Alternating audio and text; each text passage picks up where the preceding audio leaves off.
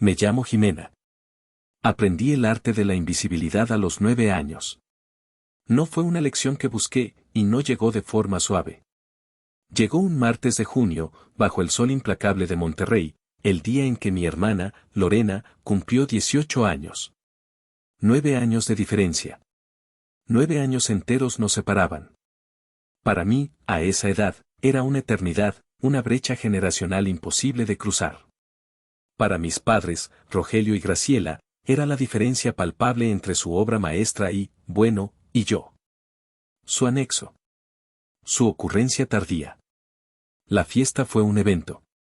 En San Pedro Garza García, las cosas no se celebran, se producen. Y mis padres estaban produciendo un espectáculo. El jardín de nuestra casa, que siempre estaba impecablemente cuidado, hoy parecía un set de película. Había carpas blancas, meseros con corbata de moño, y el aire olía a una mezcla densa de carne asada de primera, al césped recién cortado, y al perfume caro y penetrante de las amigas de mi madre. Yo lo veía todo desde la ventana de mi habitación en el segundo piso. Era mi refugio. El vidrio estaba frío contra mi frente, un alivio momentáneo del calor de junio y del ruido agudo de la música y las risas de abajo. Llevaba mi pijama de ositos. La favorita. La que tenía un pequeño agujero en la rodilla que mi madre siempre me decía que tenía que tirar. Abajo, Lorena era el centro del universo, girando con un vestido blanco, corto y caro, que se arremolinaba alrededor de sus piernas perfectamente bronceadas mientras bailaba con sus amigas. Y entonces ocurrió. La música se detuvo abruptamente. Mi padre, Rogelio, tomó el micrófono. Su vozarrón de empresario de seguros, acostumbrado a mandar, retumbó por los altavoces. Silencio, por favor. Y ahora, un pequeño regalo, para la reina de la casa. El portón automático de la cochera, ese que siempre hacía un ruido metálico, se abrió con un zumbido suave. Y allí estaba. Un BMW rojo. No era un rojo cualquiera. Era un rojo brillante, un rojo Ferrari, un rojo que gritaba mírame, soy importante, soy caro. Tenía un moño dorado gigante en el techo, tan absurdamente grande que parecía una caricatura. El grito de Lorena fue agudo, casi un chillido de pájaro que me taladró los oídos, incluso a través del doble vidrio. Saltó, literalmente saltó en el aire. Abrazó a mi madre, Graciela, que lloraba lágrimas de cocodrilo de pura emoción. Luego saltó sobre mi padre. No es cierto. Papá, no es cierto. Es una locura. Mis padres se veían, hinchados. Hinchados de orgullo. Mi madre, Graciela, no miraba a Lorena, miraba de reojo a sus amigas, a las otras madres, asegurándose de que vieran su triunfo, el triunfo de su hija estrella. Mi padre, Rogelio, le entregó a Lorena las llaves como si le estuviera entregando un cetro.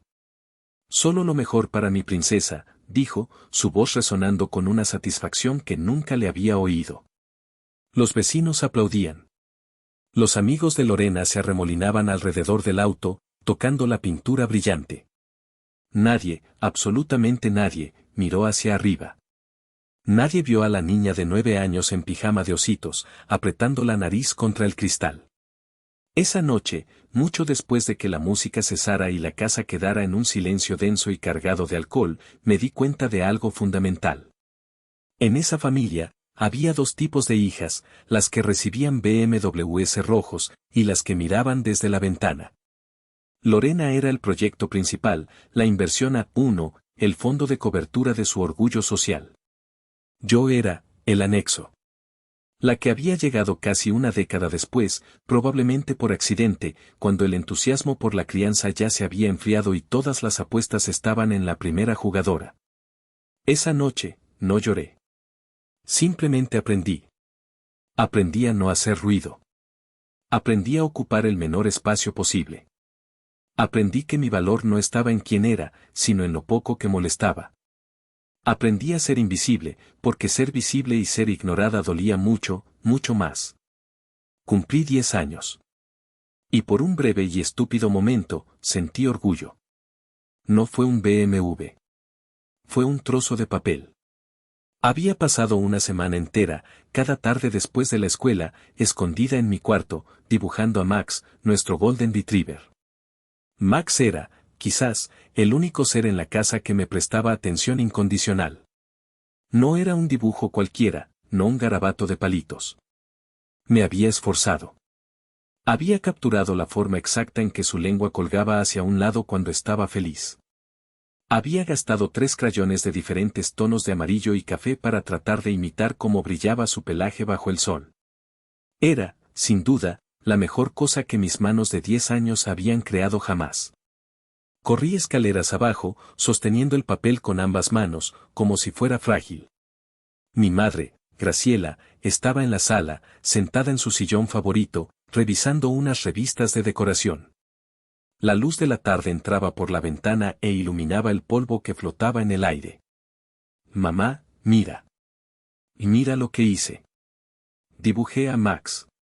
Sostuve el papel con manos temblorosas, mi corazón latiendo con una esperanza tonta. Ella levantó la vista de su revista. Sus ojos se posaron en el dibujo, pero no lo vieron. Fue esa mirada vaga, desenfocada, la que siempre me dedicaba. Ah, qué lindo, mija. Muy bonito. Y volvió su atención a un artículo sobre cortinas de seda. Pero, mamá, mira.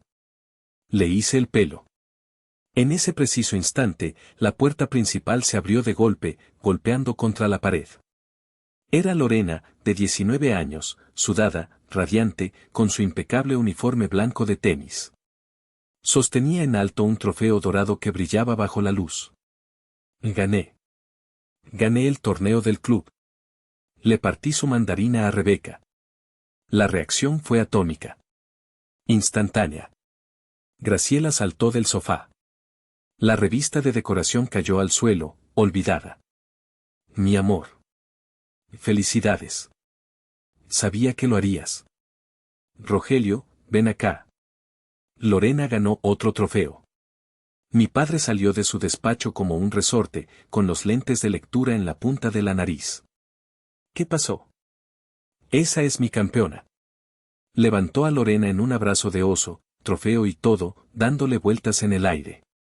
Lorena chillaba de risa. Otro trofeo para la sala de estar, exclamó mi madre, aplaudiendo. Hay que ponerlo junto al de debate, donde todos puedan verlo. Qué orgullosa estoy de ti, mi reina. Yo seguía allí. De pie, a 2 metros de ellos. Con mi dibujo en la mano. El papel se sentía de repente delgado, barato y tonto. Mi dibujo de Max, que hace un minuto me parecía una obra de arte digna del Louvre, ahora era solo un garabato. Un esfuerzo patético. Nadie me dijo que lo guardara. Nadie me dijo que me moviera. Simplemente me volví invisible, borrada por el brillo del oro falso de un trofeo de tenis del club. Subí las escaleras lentamente. Cada escalón se sentía pesado. Entré a mi cuarto y cerré la puerta. Miré el dibujo. Lo que había sido orgullo ahora era una vergüenza caliente que me subía por el cuello. Lo arrugué. No con furia, sino con una tristeza fría, pesada y adulta. Lo arrugué hasta que fue una bola compacta de papel y cera, y lo tiré al bote de basura. Ese día aprendí mi segunda lección. En esa casa, el valor se medía en cosas que se podían pulir, exhibir y presumir ante las visitas. Un trofeo de tenis era tangible. Un ascenso en el trabajo era tangible. Un auto caro era tangible. Mi dibujo era solo papel. Era privado. Era silencioso. Y en mi familia, lo privado, lo silencioso, no tenía ningún valor. La diferencia más obvia, por supuesto, era la educación. El campo de batalla diario donde se reforzaba mi invisibilidad. Lorena había ido a la preparatoria en el TEC de Monterrey. La mejor. La más cara. La que salía en las revistas sociales. Un uniforme impecable, instalaciones que parecían de una universidad gringa, y lo más importante, según mi padre, conexiones. Conexiones que, según él, valían cada centavo. La colegiatura costaba más al año que el sueldo de muchas personas en esa misma ciudad. Yo, en cambio, iba a una escuela pública a 10 cuadras de la casa. Una escuela con pintura descascarada en las paredes, con goteras en el techo del gimnasio que hacían charcos cuando llovía, y con bancos de madera tan viejos que tenían capas de chicles pegados por generaciones. No era tonta. Sabía que éramos una familia con dinero. La aseguradora de mi padre, Seguros Altamirano, era un negocio muy exitoso. Vivíamos en San Pedro Garza García, el municipio más rico de América Latina. No éramos los más ricos de allí, pero el dinero para otra colegiatura en el TEC existía. Simplemente no existía para mí. Un día, cuando tenía 14 años, me armé de valor. Había recibido mi boleta de calificaciones. Puro 10. Promedio perfecto. Lorena, lo sabía por oídas, apenas pasaba las materias. Encontré a mi madre en la cocina, preparando agua de Jamaica. El sonido de la cuchara de madera contra la jarra de vidrio era el único ruido. Mamá, empecé, y odié que mi voz temblara un poco. ¿Qué quieres, mija?, dijo, sin voltear. Recibí mis calificaciones. Ah. ¡Qué bien! Saqué puro 10. Otra vez. ¡Qué bien, Jimena! Muy inteligente. Respiré hondo. Mamá, ¿por qué yo no puedo ir al TEC como Lorena? Graciela dejó de mover la cuchara. El silencio se sintió pesado. Se limpió las manos en el delantal y suspiró. Fue un suspiro largo, cansado, el suspiro de alguien a quien le acaban de hacer una pregunta increíblemente estúpida e irritante. Se volteó. Su cara no era amable. ¡Ay, Jimena! No empieces. No seas difícil, por favor. No estoy siendo difícil, insistí, mi voz ganando un poco de fuerza. Solo pregunto. Saco mejores calificaciones que las que sacaba Lorena. Lo sabes. Era verdad. Y ella lo sabía. Mira, mija, dijo, y su tono se volvió condescendiente, como si le explicara algo a una niña tonta. Lorena. Lorena es diferente. Ella necesita esas conexiones. Ella necesita ese ambiente para florecer. Para conocer a la gente adecuada. Es especial. Hizo una pausa y me miró, casi con lástima. Tú eres muy inteligente, Jimena. Tú estás bien donde estás. Eres una niña normal. Tú no necesitas tanto. Normal. Esa palabra. Esa maldita palabra. Dicha por ella, sonaba como un insulto. Como una sentencia. Normal era mi condena. Normal significaba que no valía la pena la inversión. Normal significaba que mi techo era más bajo. Lorena era especial, destinada a la grandeza, a casarse con alguien importante, a ser la cara social de la familia. Yo era normal, la que tenía que conformarse, la que se las arreglaría sola, la que no necesitaba tanto. Asentí. Ah. Ok. Entiendo. Mentí. No entendía. Pero sabía que la conversación había terminado. Qué bueno que entiendes, dijo, aliviada. Me sirvió un vaso de agua de Jamaica. Toma, ándale. Sabía amarga. Esa noche, en mi cuarto, pegué mi boleta de calificaciones, puro 10, en el interior de la puerta de mi closet. Donde nadie pudiera verla. Si ser normal significaba que mis logros no importaban, entonces dejaría de mostrarlos. Si ser normal significaba que no necesitaban invertir en mí, bien. Joder. Lo haría yo misma. La adolescencia se convirtió en una lección magistral de autosuficiencia, forjada a base de contrastes brutales. El cumpleaños número 17 de Lorena fue un viaje de 3 semanas por Europa. París, Madrid, Roma.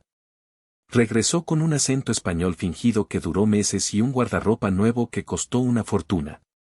Mi cumpleaños número 17, 9 años después, fue un pastel de chocolate de LED que mi madre compró deprisa, y 500 pesos en un sobre. Cómprate algo lindo, mija, me dijo, mientras le mandaba un mensaje de voz a una de sus amigas. Ese mismo mes, mi mundo se vino abajo. La laptop que usaba para la escuela, una máquina vieja que había sido de mi padre, finalmente murió. La pantalla parpadeó, soltó un olor a plástico quemado y se puso negra. El pánico fue instantáneo. La necesitaba para las tareas, para los proyectos, para todo. Sabía que era inútil pedir una nueva.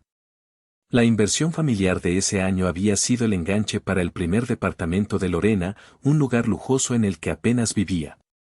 Así que hice lo único que podía hacer, me tragué el pánico y empecé a planear. Hice algo que nunca había hecho, conseguí un trabajo en secreto. Empecé a cuidar a los hijos de una vecina, la señora Treviño, 3 tardes a la semana. Les mentí a mis padres. Les dije que me había unido al club de matemáticas de la escuela y que teníamos sesiones de estudio intensivas. Era la mentira perfecta, era algo nerd y aburrido, algo que ellos nunca cuestionarían. La señora Treviño me pagaba en efectivo. 200 pesos cada vez. Sus hijos eran unos demonios, pero yo apretaba los dientes y pensaba en mi objetivo. Junté ese dinero como un dragón acaparando oro. Lo guardaba en una vieja caja de zapatos de tenis, escondida debajo de mi cama. Cada billete arrugado de 50 o 100 pesos era un pequeño acto de rebelión. Cada billete era un jódete silencioso para el sistema de castas de mi familia. Me tomó 4 meses. 4 meses de mentiras piadosas, de hacer mis propias tareas a medianoche después de lidiar con niños gritones y berrinches. Finalmente, tuve suficiente. Fui sola al centro, a una de esas plazas de tecnología, y compré una laptop usada. No era nueva, no era bonita, y pesaba como un ladrillo. Pero era mía. La pagué con un fajo de billetes arrugados.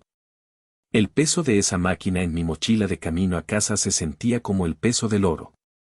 Esa noche, sola en mi cuarto, encendí la laptop. La luz azulada de la pantalla iluminó mi cara. Me sentía poderosa. Por primera vez en mi vida, tenía algo que era 100% mío, algo que ellos no me habían dado y que, por lo tanto, no podían quitarme. Y entonces, en la soledad de mi cuarto, con el zumbido del ventilador de la laptop como única compañía, empecé a buscar. Había oído la palabra programación. Sonaba a futuro. Sonaba a poder. Empecé con tutoriales gratuitos de algo llamado Python. Y mi mundo cambió. Era lógico. Era limpio. Era binario. Si escribías un comando correctamente, la computadora obedecía. Si había un error, te decía dónde estaba. No había emociones confusas, no había favoritismos, no había hijas normales y especiales. Solo había lógica. Causa y efecto. Problema y solución. Mientras Lorena aprendía a navegar la escena social de San Pedro, yo aprendía a navegar estructuras de datos.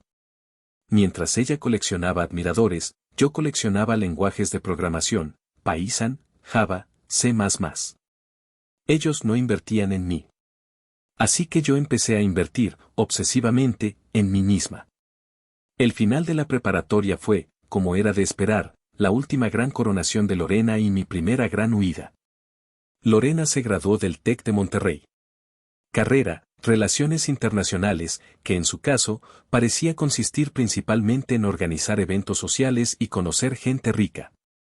Mis padres, por supuesto, pagaron cada centavo de los 9 semestres. La fiesta de graduación fue en el Club Campestre. 100 invitados, banda en vivo, ríos de champaña. Mi padre, Rogelio, dio un discurso lloroso sobre cómo Lorena era su mayor orgullo, la glamorosa continuación de su legado. Un mes después, llegaron mis resultados. Había aplicado a las mejores universidades públicas del país, sabiendo que no había presupuesto para mí. Y había funcionado. Había sido aceptada en la UNAM, en la Ciudad de México. Ingeniería en computación. Con beca completa. Beca de excelencia académica. No tendrían que pagar un solo centavo. Se lo dije a mis padres durante la cena. La reacción fue reveladora. Mi padre, Rogelio, casi se atraganta con el filete. ¿La UNAM? ¿En la Ciudad de México? ¿Sola? Sí, dije, mi voz sorprendentemente firme. Con beca completa. No tendrán que pagar nada. Mi madre, Graciela, frunció el ceño. El prestigio de la UNAM no se comparaba, en su mente, con el TEC. ¿Pero por qué tan lejos, mija? ¡Qué miedo! ¿Y qué es eso de computación? Suena a, no sé, a encerrarte con máquinas. Podrías estudiar aquí, en la UANL, algo más, femenino. Administración. O diseño. Quiero esto, dije. Y es gratis. La palabra gratis pareció calmarlos. Era la palabra mágica. El alivio en sus caras fue casi cómico. No hubo fiesta. No hubo banda en vivo. No hubo brindis con champagne. Mi celebración familiar fue una cena en el Sanborns de Calzada del Valle. Los tres, sentados en una cabina de vinipiel naranja, bajo una luz fluorescente que hacía que la comida se viera gris y triste. El momento que selló mi destino, el clavo final en el ataúd de mi infancia, fue el brindis de mi padre.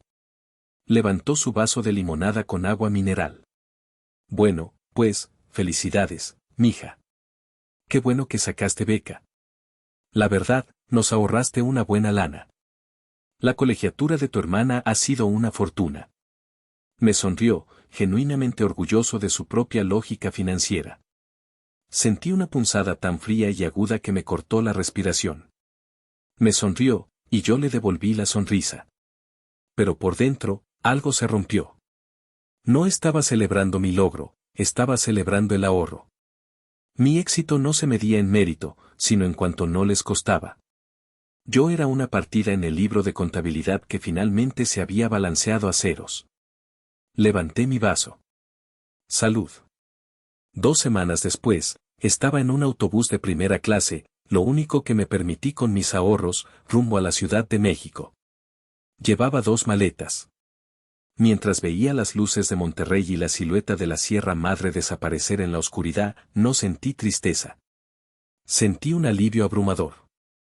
No era una mudanza. Era una fuga. Era mi escape. Mientras el autobús avanzaba por la carretera oscura, hice una promesa. Nunca, jamás, volvería a pedirles un solo peso. No dependería de ellos para nada. Construiría mi propia vida, una vida tan sólida, tan real, que no necesitaría su aprobación. Me juré a mí misma que la próxima vez que me celebraran algo, no sería por lo que les había ahorrado, sino por lo que había construido. La Ciudad de México me devoró y me escupió transformada. La UNAM no era una escuela, era un país. Un monstruo maravilloso, un universo de gente de todas las clases sociales, de genios y de locos, de activistas y de futuros premios Nobel. Era anónima, y yo amaba el anonimato. Ser invisible en una ciudad de 20 millones de personas era liberador, ser invisible en una familia de 4 era una prisión. Me sumergí en los estudios como si mi vida dependiera de ello. Y dependía. Doble carrera, ingeniería en computación y matemáticas aplicadas. Para pagar mi renta en un departamento diminuto en Copilco, que olía a humedad y a gas, y para pagar mi comida, conseguí 2 trabajos. Daba clases de regularización de matemáticas a estudiantes de prepa ricos, y por las noches, hacía páginas web como freelance. Mi vida era un ciclo de 20 horas de trabajo y 4 de sueño. Café, apuntes, código, y más café. La idea que lo cambió todo no llegó como un rayo de inspiración divina. No fue una epifanía. Llegó como una queja, en una tarde lluviosa en Iztapalapa. Tenía un cliente freelance, una pequeña empresa de logística llamada Transportes Veloz. El dueño, un señor llamado Don Manuel, estaba harto. Su oficina era caótica, llena de papeles y cajas. Pierdo miles de pesos al mes, Jimena, me dijo, pasándose la mano por la cara, dejando un rastro de sudor. Tengo 3 bodegas. Mis sistemas no hablan entre sí. El de la bodega A no sabe qué hay en la bodega B. Los pedidos se duplican, la mercancía se caduca. Mis choferes no saben qué ruta tomar. No sé dónde está mi inventario. Es un desastre. Esa noche no pude dormir. Su problema se convirtió en mi obsesión. No era un problema de logística, era un rompecabezas lógico. Era un problema de información desincronizada. Eran las vacaciones de Navidad. Mi segundo año. No iba a volver a Monterrey. Les dije que tenía exámenes finales, una mentira piadosa. La verdad es que no podía soportar la idea de sentarme a ver a Lorena presumir su nuevo trabajo, que mi padre, obviamente, le había conseguido en la aseguradora de un amigo. Así que, mientras mi familia celebraba la Nochebuena con pavó y vino caro, yo estaba sola en mi departamento de Copilco, rodeada de tazas de café vacías, el teclado de mi laptop brillando en la oscuridad. En lugar de deprimirme, canalicé toda esa soledad, toda esa sensación de ser la otra, en el teclado. Programé durante 72 horas seguidas.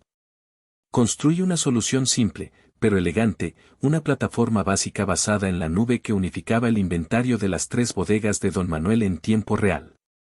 Se la presenté en enero. Era rudimentaria, estaba llena de parches, pero funcionaba. Don Manuel la probó. Vio cómo, al mover un artículo en la bodega A, se actualizaba instantáneamente en la bodega C. Y lloró. Un hombre grande y rudo, lloró frente a mí. Me pagó $5,000. Fue más dinero del que jamás había visto junto. Pero lo más importante fue lo que hizo después, le contó a sus amigos de la industria. Esa muchacha, Jimena, la ingeniera de la UNAM, me salvó el negocio. En 6 meses, tenía 10 empresas de logística tocando a mi puerta. El problema era más grande de lo que pensaba. Fundé Logis Inc. El nombre era una combinación de logística y sincronización. Mi primera empleada fue mi mejor amiga de la carrera, Elisa, otra programadora brillante que entendía mi obsesión. Nuestra primera oficina fue la mesa de mi comedor. Comíamos ramen instantáneo y soñábamos con cambiar el mundo de la logística. Mi familia no tenía ni la menor idea. Tenía 23 años. Logis Inc. llevaba 2 años operando formalmente y estaba creciendo como espuma de mar. Ya no estábamos en mi comedor, teníamos una pequeña oficina en la colonia Narvarte. Éramos un equipo de 6. Acabábamos de firmar nuestro primer contrato verdaderamente grande. Una cadena de supermercados regional. El contrato era por $300,000. $300,000. La cifra me mareaba. Significaba que podíamos contratar a 5 ingenieros más. Significaba que podíamos mudarnos a una oficina real, una que tuviera ventanas que sí abrieran. Significaba que, lo estaba logrando. Estaba construyendo algo real. Ese fin de semana era Pascua. Y, como una tonta, cometí el error de volver a Monterrey. La ingenuidad, supongo.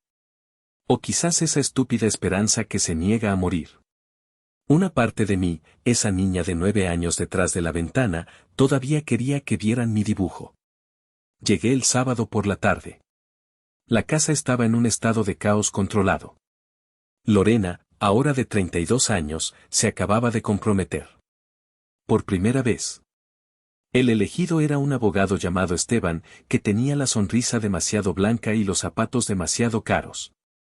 Graciela, mi madre, estaba en el cielo.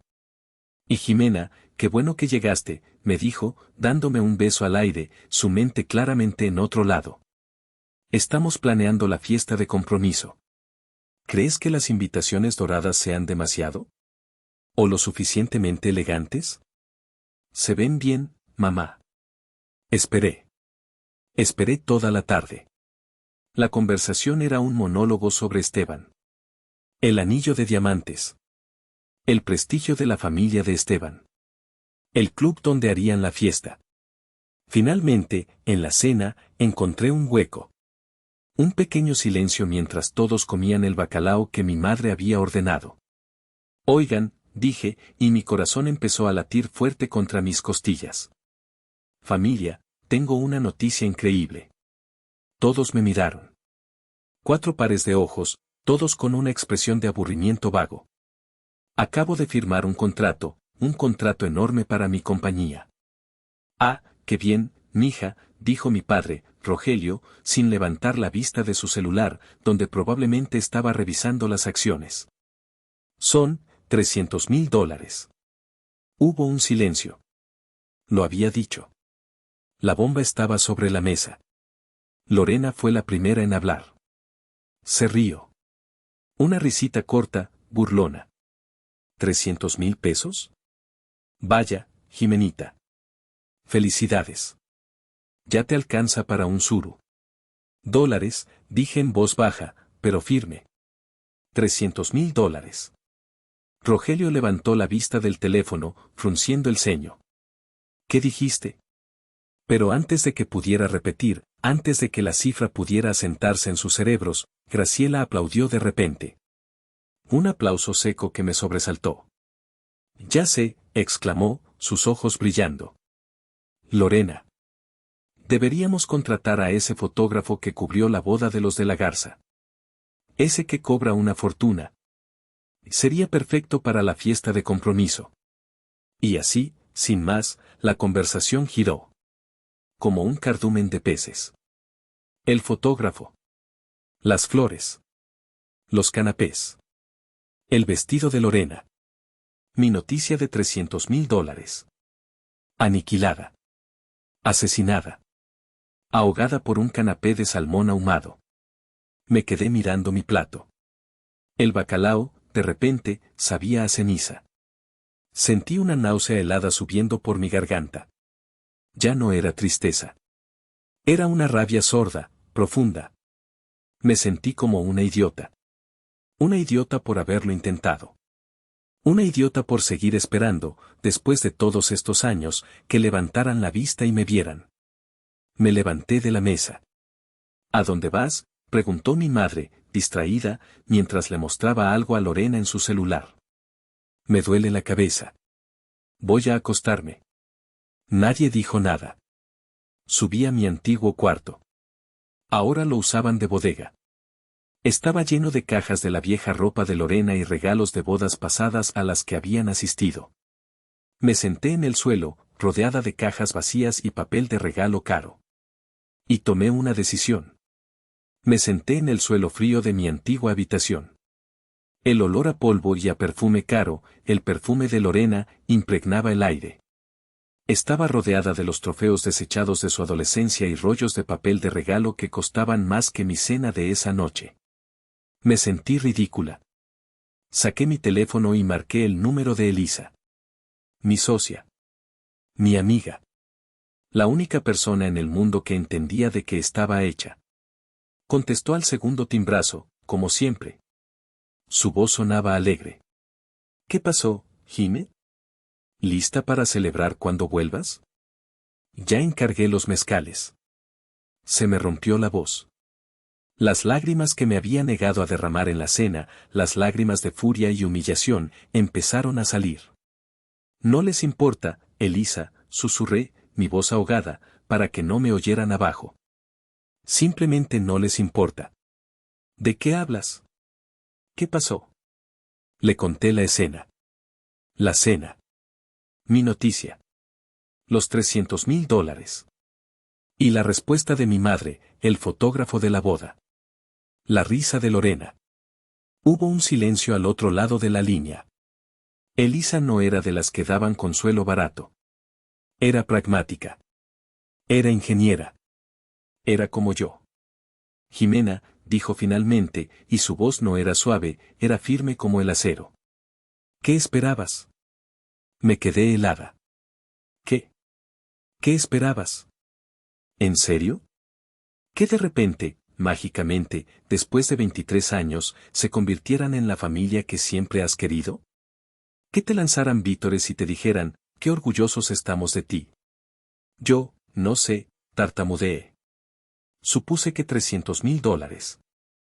Dólares, pesos, les da igual, me interrumpió. Estás buscando agua en un pozo seco, amiga.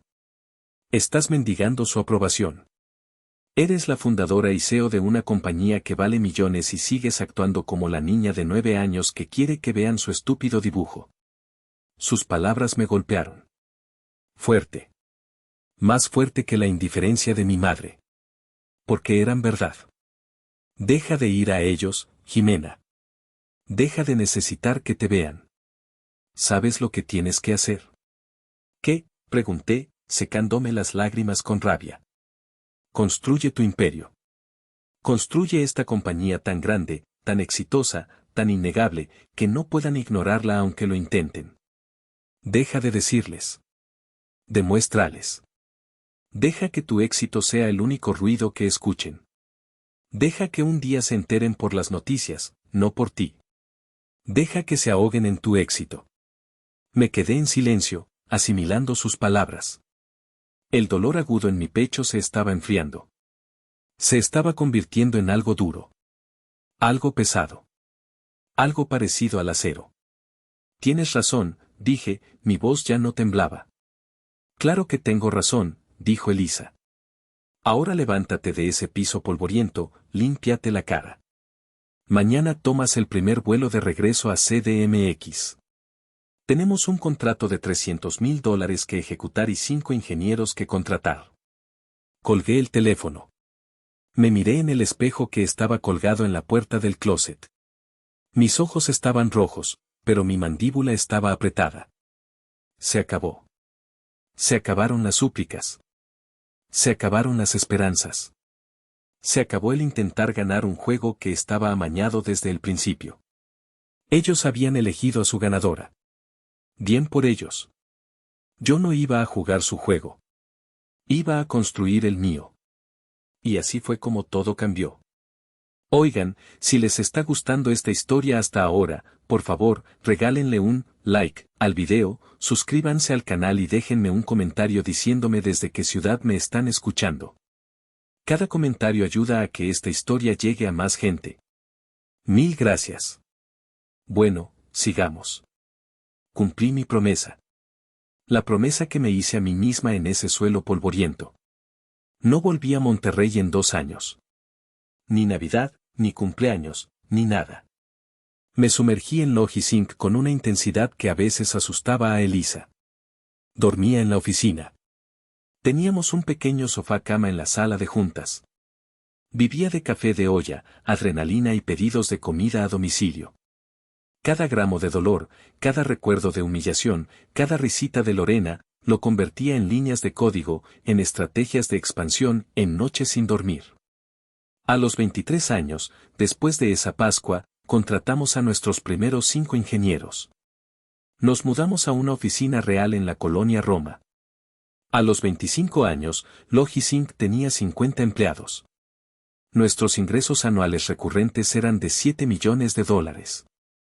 Ya no estábamos en una oficina pequeña, teníamos 2 pisos en un edificio de cristal. A los 26 años, recibimos nuestra primera oferta de capital de riesgo, VC. Un fondo de Silicon Valley, uno de los grandes, nos ofreció $18 millones por el 30% de la compañía. Mi junta directiva, que consistía en Elisa, nuestro CFO, y yo, quería aceptar. Yo no. Es demasiado, les dije en una junta que duró hasta las 3 de la mañana. Están diluyendo nuestra visión. Quieren control. Me senté en una sala de juntas de vidrio en San Francisco, frente a 4 hombres de traje que ganaban más en un año de lo que yo había ganado en toda mi vida, y les dije, no. Casi les da un infarto. La oferta es esta, les dije, mi voz sonando mucho más segura de lo que me sentía. 12 millones por el 20%. O no hay trato. Sé lo que vale mi compañía. Aceptaron. Salí de esa reunión sabiendo que no era solo una buena programadora.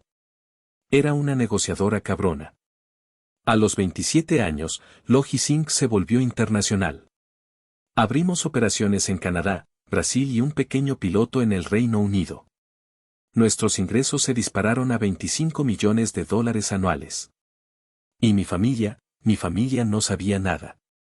Mi estilo de vida seguía siendo modesto. Me mudé a un departamento más bonito en la Condesa, sí, pero nada ostentoso. Seguía manejando un auto sencillo. Mi vida era un iceberg. La gente, incluida mi familia en las raras ocasiones en que hablábamos por teléfono, veía la punta, Jimenita, la que tiene su negocito de computadoras en la capital. No tenían idea del continente de hielo masivo que estaba construyendo bajo la superficie. A veces, mi madre me llamaba. ¿Sigues con eso de las computadoras, mija? ¿No te cansas? Ya deberías buscarte un buen marido. Mira a tu hermana. Yo solo sonreía. Me va bien, mamá. No te preocupes. La invisibilidad, que había sido mi prisión de niña, ahora era mi mejor arma. Les permitía subestimarme. Y mientras ellos me subestimaban, yo seguía construyendo. Cuando cumples 27 años y tu empresa de software B2B factura $25 millones al año en un sector tan anticuado y aburrido como la logística, los tiburones empiezan a oler sangre. Las ofertas de adquisición comenzaron a llegar. Y no eran pequeñas. Eran cifras que me hacían temblar las manos. La primera fue de un gigante tecnológico de Silicon Valley. Una de las 5 grandes. Querían comprar Logisync por $120 millones. Cuando Elisa y yo vimos el correo oficial, no gritamos. Nos quedamos en silencio. Abrimos la botella de tequila más cara que teníamos en la oficina, un regalo de un cliente, y nos servimos 2 caballitos. 120 millones, susurró Elisa. $. Podíamos retirarnos. Podía comprarme una isla. Podía comprarle a mi madre 10 casas de revistas. Pero leí la letra pequeña. El documento de intención. Querían absorber nuestra tecnología y desmantelar nuestro equipo. Despedir a las 80 personas que habían trabajado noches y fines de semana conmigo. Querían el motor, pero no les importaba el auto ni los conductores. Le respondí al CEO de ese gigante tecnológico en menos de 24 horas. No, gracias. Logisync no está en venta. Mi junta directiva, ahora con inversionistas de VC, pensó que estaba loca. Rechazaste $120 millones sin consultarnos, me gritó uno de ellos por teléfono. Logisync es su gente, les dije con calma. No voy a vender a mi equipo. Si no les gusta, pueden comprar mi parte al precio que acabo de rechazar. Se calló. La segunda oferta llegó 3 meses después.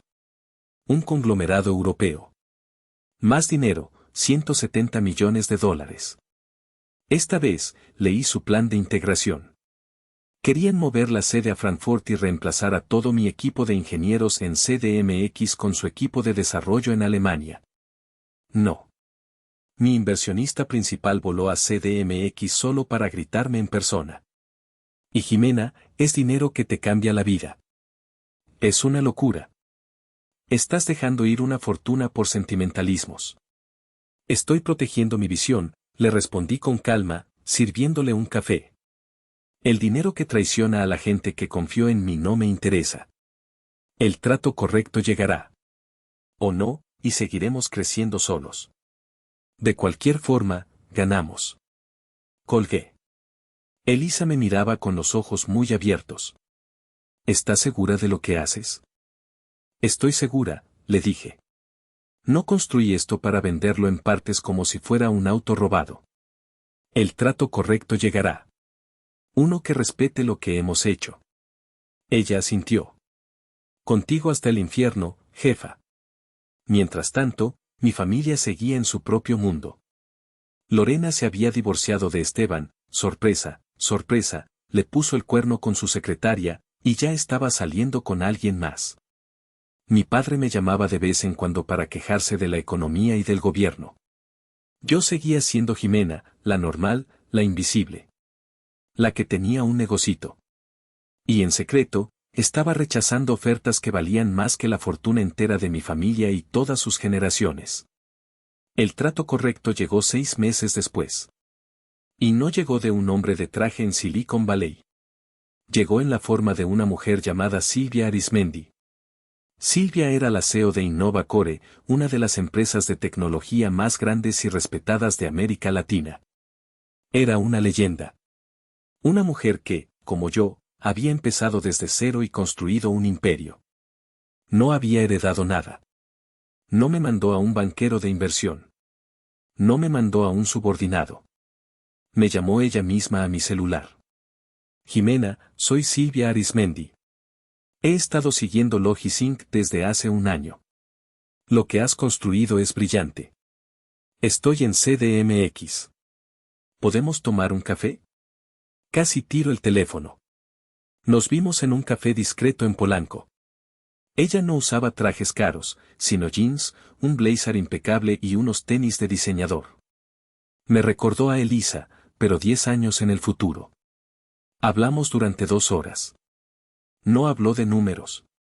Habló de visión. Habló de la cadena de suministro global, de IA, de cómo México estaba posicionado para el futuro. Me escuchó. Me hizo preguntas inteligentes. No quiero absorberte, Jimena, me dijo finalmente, revolviendo su espresso. Quiero amplificarte. Tienes el motor, la innovación. Yo tengo la infraestructura global. Quiero que Logisync siga siendo Logisync, pero en 20 países, no en 3. Con Jimena R. como CEO de la División de Logística Global de Innova Core. Era la oferta. La oferta que respetaba a mi equipo. La que honraba mi visión. La que me daba un escenario más grande para jugar. La negociación fue brutal. Duró 3 meses. Nuestros abogados se odiaban. Pero Silvia y yo nos respetábamos. Luché como una leona por cada empleado. Luché por bonos de retención generosos, por paquetes de acciones, por la garantía por escrito de que nuestra oficina en CDMX no solo se quedaría, sino que se convertiría en el centro de desarrollo de IA de la compañía. Luché por mi autonomía. Finalmente, cerramos el trato. La oferta inicial había sido de $270 millones. La oferta final que firmamos fue de $310 millones. Cuando todo terminó, después de pagar impuestos federales, honorarios legales y los bonos masivos que había asegurado para Elisa, que la hicieron millonaria por derecho propio, y todo mi equipo, mi ganancia personal. Lo que entró a mi cuenta de banco privada fue de $160 millones. Tenía 28 años. Miré el número en mi cuenta bancaria. $160 millones americanos. Me reí. Me reí en mi departamento de la Condesa hasta que lloré. La niña invisible. La normal. La que no necesitaba tanta inversión. Y mi familia seguía sin tener la menor idea. El trato se cerró en octubre. Los siguientes 2 meses fueron un torbellino surrealista. Integración de equipos, reuniones de prensa, que fueron cubiertas por medios financieros, no por las revistas sociales que leía mi madre, así que mi familia convenientemente se las perdió. Y planeación estratégica para el siguiente año. Y entonces, en medio de esa locura, recibí la llamada más irónica de mi vida. Era mi padre, Rogelio. Mija. ¿Cómo estás?, dijo, con su tono de siempre, ese tono de apenas te estoy prestando atención. Bien, papá. Muy ocupada. Mucho trabajo con el trabajo. Casi le digo con la integración de $300 millones. Oye, qué bueno que te agarro, dijo. Fíjate que hablé con mi compadre, Lázaro, el gerente regional de Seguros Monterrey. Les hace falta gente en sistemas. Es un trabajazo. Estable, con buenas prestaciones, fondo de ahorro. Pagan $30,000 al mes. Es un buen comienzo. ¿Te interesa que le pase tus papeles? $30,000. Unos $1,500 al mes. Me quedé en silencio.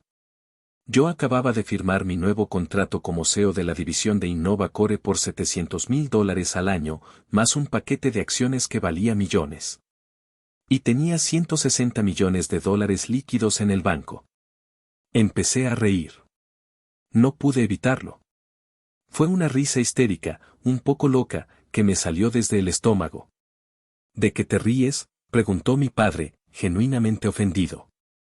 Es un buen trabajo, Jimena. Es algo estable. Deberías considerarlo. Eso de tu negocito, de andar programando no va a durar para siempre. Respiré hondo, tratando de controlar la locura. Gracias, papá. Es muy amable. Lo pensaré. Te aviso. Colgué el teléfono y me quedé mirando la pared de mi oficina. La desconexión no era solo grande. Era astronómica. Vivíamos en galaxias diferentes. Esa misma semana, mi madre me llamó. El motivo, Lorena. Siempre Lorena. Ahora de 37 años, se iba a casar de nuevo. Esta vez con un tipo llamado Patricio, un gestor de fondos de inversión que, según mi madre, era la mejor pesca de San Pedro. La boda sería en 6 meses. Pero la fiesta de compromiso era en Nochebuena. Tienes que venir, Jimena, insistió. Va a estar toda la familia. Patricio y sus padres van a estar aquí. Son gente muy importante. Tienes que conocerlos. No sé, mamá, empecé. Estoy hasta el cuello de trabajo. Ni lo digas. Es Nochebuena. Es tu hermana. Tienes que estar aquí. Colgué. Y entonces hice algo que no tenía sentido. Hice algo impulsivo. Algo que venía de esa niña de 9 años. Llamé a mi agente de bienes raíces. La casa en Polanco, le dije. La que vimos la semana pasada. La que tiene vista al castillo de Chapultepec. La de 20 millones, Jimena, preguntó, sorprendido. Pensé que era demasiado. Esa. La compro. Pago de contado. Era una mansión. Una locura de cristal, acero y mármol. Ridículamente grande para una sola persona. ¿Por qué la compré? Se lo pregunté a mi terapeuta, la doctora Fuentes, la semana siguiente. Había empezado a ir a terapia para lidiar con el trauma de ser rica de la noche a la mañana y con el trauma de toda una vida de ser invisible. ¿Por qué compraste esa casa, Jimena?, me preguntó. No parece tu estilo. Es ostentosa. Me quedé pensando. No lo sé. Creo que era un trofeo. Mi propio trofeo. El trofeo de tenis más grande y brillante que pude construir. Creo que una parte de mí quería ver si era lo suficientemente grande, lo suficientemente brillante, como para que finalmente lo vieran. Compré el boleto de avión a Monterrey para Nochebuena. El aeropuerto de Monterrey olía igual. Una mezcla de aire seco, queroseno y un vago aroma a carne asada a la distancia. Tomé un Uber a la casa de mis padres en San Pedro. Mi Lexus nuevo, mi primer lujo discreto después de la venta, se había quedado en el garaje subterráneo de mi nuevo edificio en Polanco. Cuando llegué, la casa estaba ruidosa. Más ruidosa de lo normal. La puerta estaba abierta y se oían risas estridentes. Mi madre, Graciela, me abrió la puerta. O más bien, la puerta ya estaba abierta y ella apareció en el vestíbulo. Me dio un abrazo rápido, al aire, sin tocarme, su mejilla rozando la mía. Olía a perfume Chanel número 5 y a una cantidad industrial de laca. Y Jimena, qué bueno que llegaste, dijo, su voz aguda por la emoción y el vino blanco. Patricio y sus padres ya están aquí. ¡Qué familia tan maravillosa! Su padre es alguien muy importante en el PAN, ¿sabes? Me empujó suavemente hacia la sala. Y allí estaba el escenario de siempre, solo que con personajes nuevos.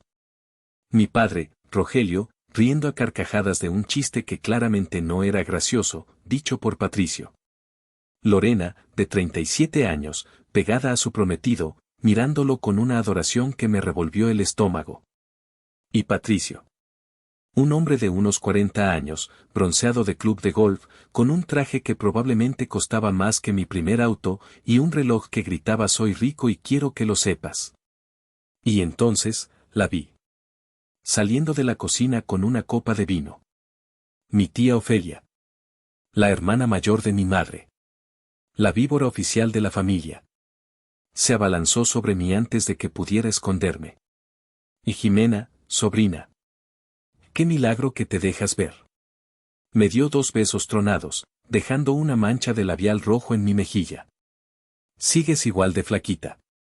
Como que no comes bien allá en la capital. Hola, tía, dije, limpiándome la mejilla discretamente. Ella bajó la voz, como si me fuera a contar un secreto. ¿Y el novio? Nada. Negué con la cabeza, esbozando una sonrisa tensa. No, tía. Nada. Mucho trabajo. Ella chasqueó la lengua, un sonido de decepción pura. Ay, mija. Sigue sola. Ya tienes 28, ¿no? Se te va el tren. Mira a tu hermana, que bien se acomodó. Un hombre maravilloso, guapo, con dinero. Eso es lo que importa, mija. El dinero y la posición. A ver cuándo aprendes. Me dio una palmadita en la mejilla, como si fuera una niña tonta, una causa perdida. Sonreí. Una sonrisa genuina. 10 años atrás, ese comentario me habría destrozado. Me habría hecho correr al baño a llorar. Pero esa noche, mientras mi tía se alejaba para ir a adular a Patricio, mi único pensamiento fue, se me va el tren. Curioso. Esta mañana tuve una videoconferencia con la junta directiva de Innova Core en Singapur sobre un presupuesto de $50 millones para el próximo trimestre. Pero sí, tía. Tienes razón. El tren. Ya no dolía. Me sentí, divertida. Me sentí como una antropóloga observando una tribu extraña y primitiva. Me serví un vaso de agua mineral y me senté en un rincón, invisible como siempre, y me preparé para el show. Nos sentamos a la mesa. La Nochebuena. Mi madre había sacado la vajilla cara, la que solo usaban cuando había visitas importantes. Los cubiertos de plata, las copas de cristal. El pavó, el bacalao, los romeritos. Todo el despliegue de la perfecta anfitriona de San Pedro. Y la conversación, por supuesto, era un monólogo. El monólogo de Lorena y Patricio, dirigido por mi madre. Y entonces le dije a mi asistente, mueve esos fondos, y ¡boom! 20% de retorno en una semana, decía Patricio, gesticulando con su tenedor. El mercado es para los que se atreven, ¿verdad, Rogelio? Mi padre, Rogelio, lo miraba con una admiración que yo nunca, en mis 28 años de vida, había recibido de él. Patricio, qué bárbaro. Un genio de las finanzas. Qué orgullo que vayas a ser mi yerno. Salud por eso. Levantaron las copas.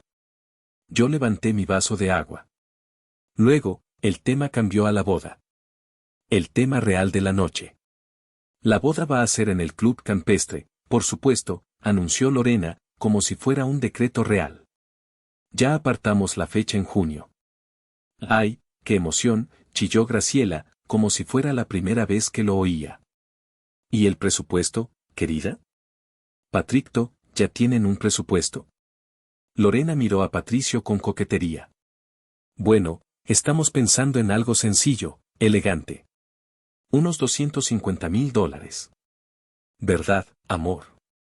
$250.000. Por una fiesta. Por una noche. Mi tía Ofelia casi se desmaya de la emoción. ¡Ay, qué maravilla! 250.000. Te lo mereces todo, reina. Todo. No como otras. Y me lanzó una mirada rápida. Luego, la casa. Estamos viendo casas aquí en San Pedro, claro, dijo Lorena, fingiendo casualidad. El presupuesto es, bueno, entre 2 y 3 millones de dólares. Necesitamos espacio para cuando vengan los niños, ¿sabes? Mi madre se llevó las manos al pecho. Una casa de 3 millones. Rogelio, qué emoción. Y mi hija va a tener la casa de sus sueños. Yo comía mi pavó. Estaba seco. Observaba la escena. El orgullo de mi padre por un hombre que movía dinero de otros. El orgullo de mi madre por una boda de $250.000 que, seguramente, ellos acabarían pagando en parte. La obsesión con los 2 o 3 millones de una casa que comprarían con una hipoteca a 30 años. Hice un cálculo rápido en mi cabeza. Los $250.000 de la boda eran el 0.15% de lo que yo tenía en mi cuenta corriente. La casa de 3 millones era menos del 2% de mi fortuna líquida. Y ellos hablaban de esto como si fuera la cima del universo. Como si hubieran conquistado el Everest. Todo era un show. Un show de apariencias, de estatus, de qué dirán. Y yo, que había construido un imperio real, algo tangible desde cero, seguía sentada en la esquina, invisible. Pero esta vez, como dije, era diferente. No estaba herida. No estaba enojada. Estaba aburrida. Profundamente aburrida. El show de Lorena y Patricio, el miren cuánto valemos, duró casi una hora. Finalmente, hubo una pausa para el postre. Mi madre trajo el pastel de nuez. Fue mi tío César, el esposo de Ofelia, un hombre callado, decente, que siempre me había caído bien, el que rompió el monólogo. Me miró desde el otro lado de la mesa. Sus ojos eran amables. Oye, Jimena. Hemos hablado mucho de tu hermana y de Patricio. ¿Y tú qué tal? ¿Cómo va el trabajo en la capital? ¿Sigues con eso de las computadoras? Todas las cabezas giraron hacia mí. El silencio fue incómodo.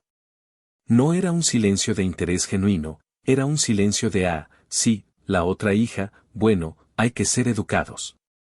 Antes de que pudiera contestar, Lorena soltó una risita. Una risita corta, condescendiente, que conocía demasiado bien. Ay, Jimena, siempre tan modesta. Seguro le va súper bien con sus, ¿cómo les dices? Sus absitas. Patricio soltó una carcajada, orgulloso de la agudeza de su futura esposa. Sentí la sangre subir a mi cara. Una oleada caliente de furia. Pero la voz de Elisa resonó en mi cabeza, deja que tu éxito sea el único ruido. Respiré. Y sonreí. Una sonrisa pequeña, tranquila. De hecho, me va bien, gracias, tío César. Me limpié la comisura de los labios con la servilleta de tela.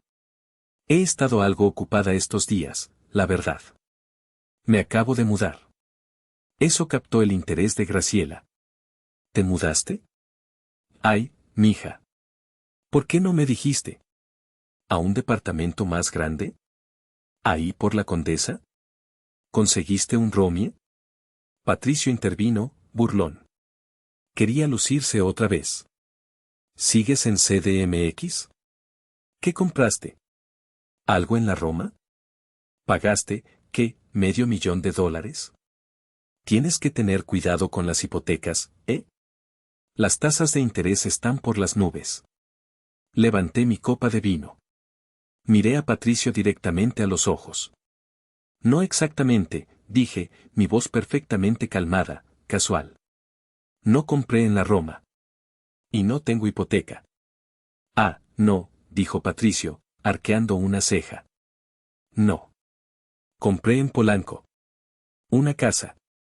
Lorena rodó los ojos. Ay, por favor. Una casa. Bueno, ¿y?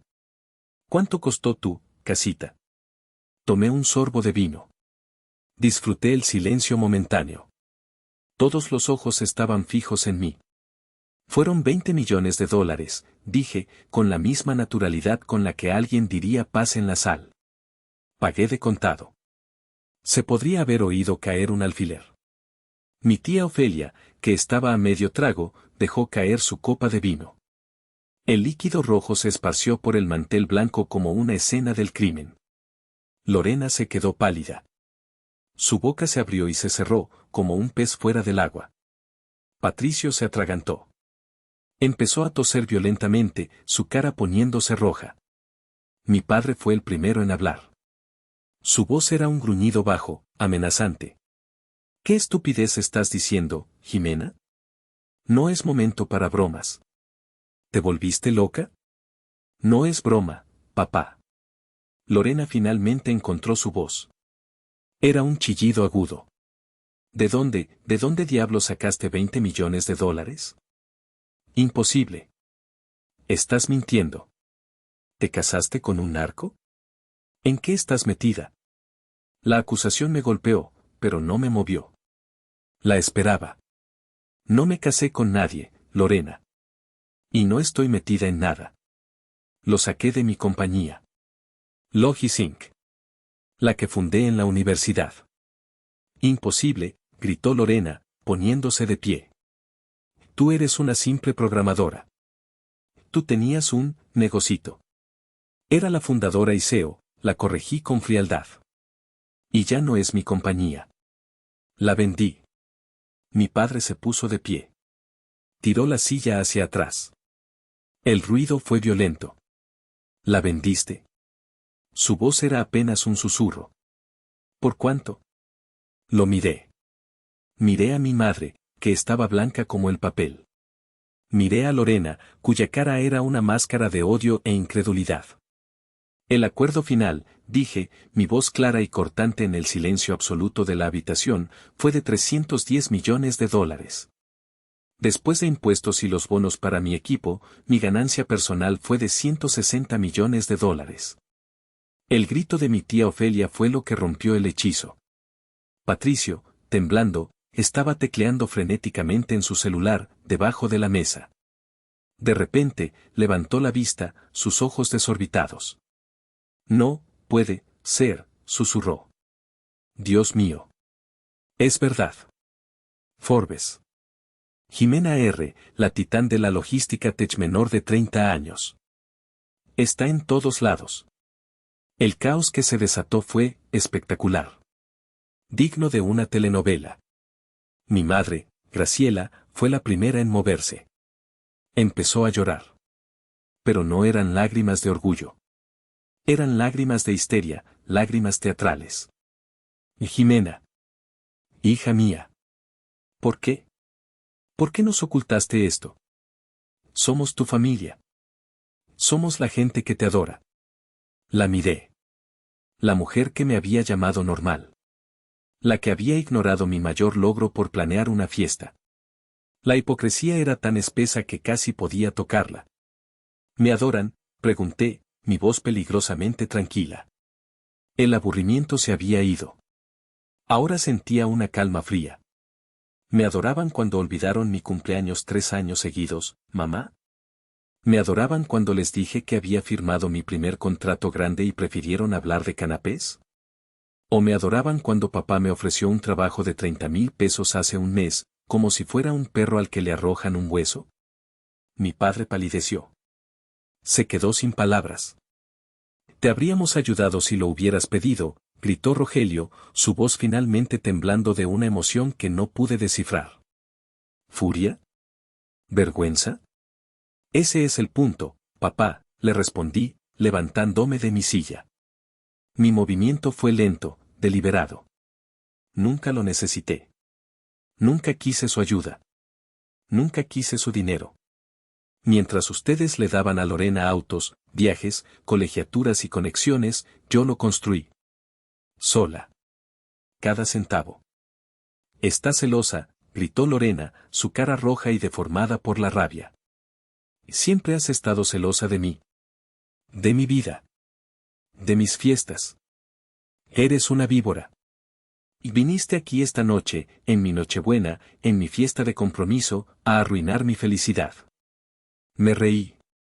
Fue una risa corta, seca, sin humor. ¿Celosa? ¿Yo, celosa de ti? La miré, y por primera vez en 28 años, no vi a mi hermana mayor, la especial. Vi a una mujer de 37 años, asustada, patética, que no había logrado absolutamente nada por sí misma. No estoy celosa, Lorena. Te juro que no. Me das lástima. Eso la calló. Toda tu vida te la han dado en bandeja de plata. El auto, la escuela, los trabajos, los hombres. Nunca has tenido que luchar por nada. Nunca has construido nada. Y ahora, a tus casi 40 años, estás a punto de casarte con un tipo que mide su valor en un reloj, y planeas una vida cómoda y predecible. No hay nada de malo en eso. Me acerqué un paso. Pero no es extraordinario. Es normal, punto. Usar su propia palabra contra ella, la palabra que me habían lanzado como un insulto toda mi vida, fue devastador. Vi el reconocimiento en sus ojos. Y el odio. Lorena gritó. Fue un sonido animal, gutural. De pura rabia. Se abalanzó sobre la mesa, tratando de alcanzarme. Te odio. Te odio, maldita perra. Patricio la agarró por la cintura, deteniéndola. Pero su mirada no estaba en Lorena. Estaba fija en mí. Y ya no había burla en sus ojos. Había cálculo. Miedo. Respeto. Dio el dinero. Y Jimena, gritó mi padre. Su voz se rompió. Basta. Faltaste al respeto a tu hermana. Y vete de mi casa. Ahora. Lo miré. El hombre que me había ofrecido un trabajo de $1,500. Asentí lentamente. Sí. Tienes razón. Creo que es lo mejor. Fui por mi abrigo, que estaba en el perchero de la entrada. La sala estaba en un silencio sepulcral, roto solo por los sollozos histéricos de Lorena y los susurros excitados de tía Ofelia. 160 millones. Dios mío. 160. Con la mano en el picaporte, me giré. Los miré a todos por última vez. A Patricio, que seguía sujetando a Lorena. A mi madre, que lloraba en su servilleta. A mi tía, que me miraba como si fuera un billete de lotería ganador. No vine a arruinar nada, dije, mi voz clara, cortante. No vine a presumir. Vine porque, por primera vez en mi vida, no necesitaba nada de ustedes. Ni su aprobación, ni su atención, ni su dinero. Los miré, uno por uno. Vine porque me di cuenta de que ya no necesito que me vean. Porque finalmente, y después de mucho trabajo, yo me veo a mí misma. Abrí la puerta. Salí al aire frío de la noche de Monterrey. Mientras cerraba la puerta, eché un último vistazo. Lorena lloraba en los brazos de Patricio. Graciela estaba histérica, siendo consolada por tía Ofelia. Pero mi padre, Rogelio, estaba inmóvil. Seguía de pie junto a la mesa. No me estaba mirando. Estaba mirando su plato vacío. Su cara estaba gris, cetrina. No era enojo. No era tristeza. Era, shock. Un shock profundo, existencial. Era la cara de un hombre que había pasado 28 años apostando todo su orgullo, todo su dinero, toda su atención, al caballo ganador. La cara de un hombre que acababa de darse cuenta, demasiado tarde, de que había ignorado al verdadero campeón. Era la cara de un hombre que había basado su vida en valores tangibles, autos, clubes, conexiones, y que acababa de ser aniquilado por algo que nunca entendió, líneas de código. Era la cara de un hombre que lo había perdido todo en la última carrera. Cerré la puerta. Subí al Uber que había pedido minutos antes. El silencio del auto era una bendición. Mi teléfono, que había dejado en modo silencioso, empezó a vibrar en mi bolso. Vibró sin parar durante todo el camino al aeropuerto. Una vibración frenética, desesperada. Cuando llegué a la sala de espera, lo miré. 32 llamadas perdidas. De mi madre, mi padre, Lorena, e incluso, cómicamente, de tía Ofelia.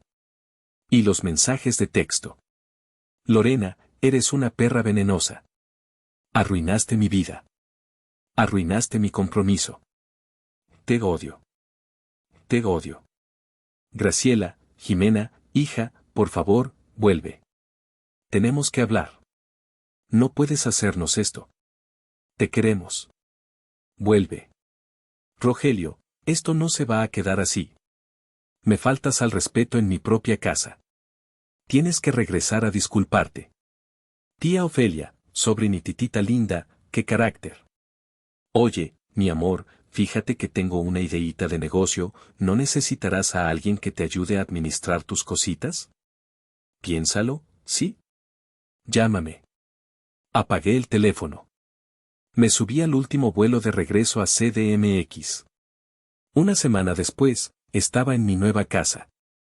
La mansión de $20 millones. Estaba casi vacía, excepto por un colchón en el suelo de la recámara principal y mi computadora. Pero era mía. Recibí una llamada de mi abogado personal, Jaime. Jimena, dijo, su voz seria. Acabo de recibir una carta de un bufete de abogados en Monterrey. Representan a tus padres y a tu hermana. Me senté en el suelo de mármol. Y te están demandando. Piden $5 millones. Me reí. No pude evitarlo. ¿Por qué? Y cito, dijo Jaime, leyendo el papel, como compensación por la inversión emocional y financiera en la crianza y educación de la señorita Jimena, que condujo directamente a su éxito y fortuna, punto. La audacia. La puta audacia. Me quedé en silencio. Y entonces, me solté a reír. Una risa tan fuerte y tan larga que hizo eco en la casa vacía. Querían cobrar por haberme ignorado. Jaime, le dije, cuando pude recuperar el aliento. Quiero que les respondas. Diles que no recibirán ni un centavo. Ni uno. Entendido. Y diles, añadí, mi voz volviéndose fría, que si proceden con esta demanda ridícula, yo los contrademandaré por negligencia emocional, abandono y daño psicológico. Y diles que no es una amenaza vacía. Diles que tengo cada recibo. Cada estado de cuenta bancario. Cada colegiatura del TEC de Lorena. Cada regalo de Navidad. Cada viaje a París.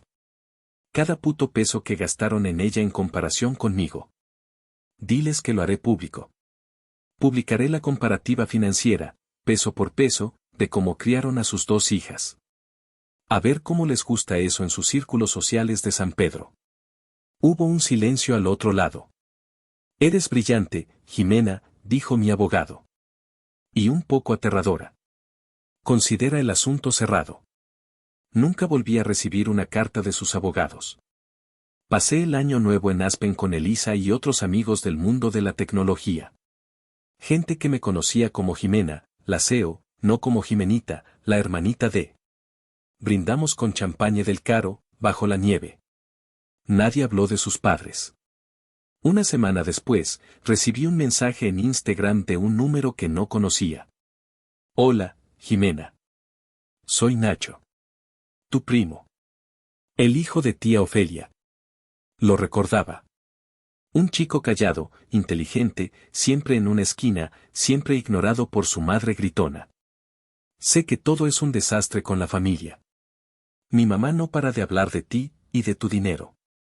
Pero, solo quería decirte que lo que hiciste en Nochebuena fue lo más increíble y valiente que he visto. Estoy harto de esta familia y sus apariencias. Me inspiraste. Voy a dejar mi trabajo aburrido y empezar mi propio proyecto de software. Gracias. Miré el mensaje durante mucho tiempo. Quizás algo bueno había salido de todo eso. Le respondí, gracias, Nacho. Si alguna vez necesitas un consejo, o un inversionista ángel, avísame. Construye algo de lo que estés orgulloso. Mi vida cambió. Fundé una nueva compañía, esta vez enfocada en inteligencia artificial para logística. Traje a Elisa como mi cofundadora y le di el 30%. Empecé a dar conferencias. A mentorizar a otras mujeres jóvenes en tecnología. Hace 6 meses, me invitaron a dar la conferencia magistral en el TEC de Monterrey. La alma mater de Lorena. El lugar que yo nunca pude pagar. El lugar que me había sido negado. Acepté. Hablé frente a miles de estudiantes. No hablé de dinero. Hablé de ser invisible. Hablé de cómo ser subestimada es el arma secreta más poderosa del mundo. Hablé de cómo la normalidad es una jaula. Al final, una chica se me acercó. Tenía los ojos llorosos, me recordaba a mí misma. Jimena, me dijo. Soy becada. Soy de un pueblo pequeño. Mi familia cree que estoy perdiendo el tiempo aquí, que debería estar en casa casándome. Tu historia, me hizo sentir que no estoy sola. La abracé. No estás sola, le dije, mi voz ronca. Y no dejes que nadie, nunca, te haga sentir invisible. En ese momento, lo entendí. Esto era mejor que la venganza. Era propósito. Mi familia, todavía intentan contactarme, de vez en cuando. Mi madre, Graciela, ahora mágicamente recuerda mi cumpleaños y me manda tarjetas cursis. Mi padre, Rogelio, me manda artículos de tecnología financiera, como si siempre le hubiera interesado. Lorena me mandó un mensaje el mes pasado diciendo que estaba embarazada, y que creía que yo debería saber. No respondo. No por odio. No por rencor. sino porque la puerta se cerró. Ese capítulo terminó. Tengo paz. Tengo a Elisa. Tengo mi nueva compañía. Tengo una vida que construí con mis propias manos, una vida donde soy vista, escuchada y valorada por quien soy, no por a quien pertenezco. No me arrepiento de esa Nochebuena. Fue el final doloroso y ruidoso que necesitaba para mi verdadera libertad. Me gané mi invisibilidad, y luego me gané mi derecho a ser vista. Pero a veces, en la noche, en mi casa de $20 millones, sola, mirando las luces de la ciudad desde mi ventana de cristal, me pregunto: ¿hice lo correcto? Gracias por escuchar la historia de Jimena. Si te gustó, suscríbete, dale like y déjanos un comentario. ¿Tú qué habrías hecho en su lugar? Nos vemos en la próxima historia.